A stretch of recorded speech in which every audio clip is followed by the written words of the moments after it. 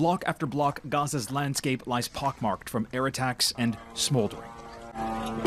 Now, after months of international pressure, Israel appears to be preparing to change its focus. The end of the intense phase of fighting will be very soon, Benjamin Netanyahu told this Israeli TV station.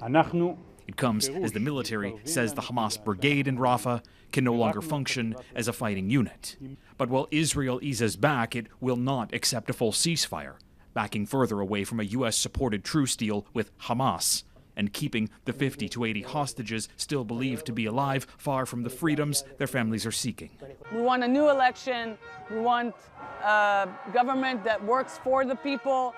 But this government is mired in a new crisis as tensions ratchet up at the border with Lebanon. Everybody's getting very close to the line.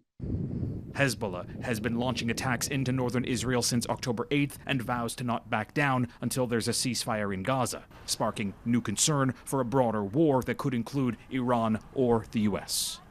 There ought to be a diplomatic resolution to the conflict across the Israel-Lebanon border that is keeping tens of thousands of families on each side of the border from returning to their home. And our policy is we don't want to see further escalation. Israel's defense minister is in Washington for official discussions, calling the U.S. its most important ally. But the two are locked in a diplomatic tit-for-tat over what Netanyahu claims is a slow walking of weapons deliveries, something the White House denies and former Israeli officials call a dangerous game. He meddled in American politics. President Biden has been exceptionally friendly and supportive. This is a high-stake poker played in American politics. In the event of a full-scale war that could overwhelm Israeli defenses, U.S. support would become all the more critical.